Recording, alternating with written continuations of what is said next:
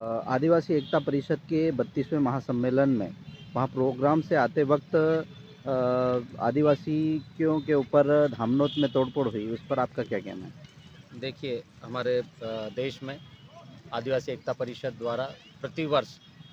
सांस्कृतिक एकता महासम्मेलन का आयोजन किया जाता है, जो देश में किसी भी कोने में, किसी भी राज्य में किया जाता है। इस बार वो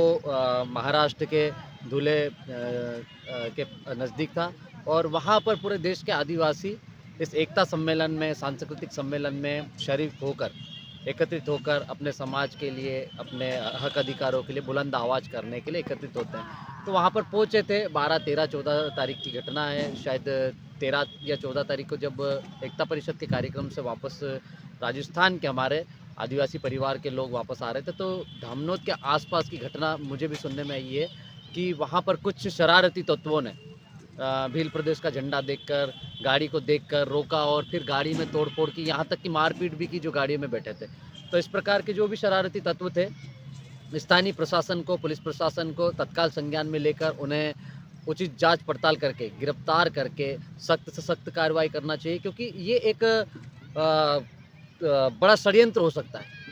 कि प्रतिवर्ष हमारा जो कार्यक्रम होता है, उस कार्यक्रम में जाने वाले लोगों को इस तरह से कैसे टारगेट कर सकता है कोई भी व्यक्ति। तो इससे ये साबित होता है कि धामनोद और आसपास के क्षेत्र के जो लोग हैं, वहाँ पर शरारती तत्व जो मौजूद है, वो आदिवासियों से किस प्रकार की नफ़रत करते हैं या किस प्रकार की सोच रखते हैं। भई हम लोग भी हमारे यहाँ से प्रतिवर्ष पावागढ़ हज़ारों लाखों की संख्या में जाते हैं अलीराजपुर होते हुए, तो हम लोग तो किसी को नहीं रोकते कि इसने झंडा लगा रखा कि कुछ और किया। हम लोग बाकायदा उनको पानी पिलाते हैं, प्रसाद खिलाते हैं, उनका मान-सम्मान करते हैं, रुकने की व्यवस्था करते हैं। तो कोई भी समाज का, किसी भी धर्म का कभी भी कोई भी कार्यक्रम हो, तो किसी भी समाज को इस प्रकार से रोकने-टोकने या मारपीट करने का अधिकार नहीं है, और जिन लोगों ने भी किया है, उनके ऊपर कड़ी से कड़ी कार्रवाई होना चाहिए। और धार पुलिस प्रशासन से मैं माँग करता हूँ, जिस तरह से आप अल्ट्राटेक के आदिवासियों के ऊपर तोड़-फोड़ के बाद में अल्ट्राटेक के मामले में रासुका की कार्रवाई की गई थी, इस मामले में भी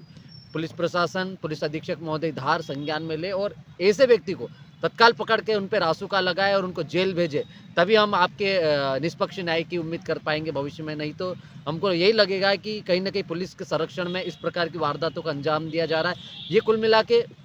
आदिवासियों को रोकने का षड्यंत्र सा महसूस होता है, क्योंकि जहाँ आदिवासी एकत्रित होता है, वहाँ पार्टी या किसी धर्म का झंडा आ जाता है। कभी हमारे जो महापुरुषों की मूर्तियाँ हैं, उनके साथ तोड़-फोड़ की बात आती है, कोई झंडा लगा देता है, जबकि ये सारी मूर्तियाँ हमने सामाजिक स्तर पर स्थापित की है, समाज से चंदा कर के कार्यक्रम करके तय किए हैं, और उसके बाद में इस तरह से कोई गैर समाज या किसी भी प्रकार का व्यक्ति इस प्रकार की हरकतें करता है, किसी भी संगठन से या धर्म से जुड़ा व्यक्ति, तो निश्चित ही ये निंदनीय ही नहीं है, बल्कि आपराधिक प्रवृत्ति के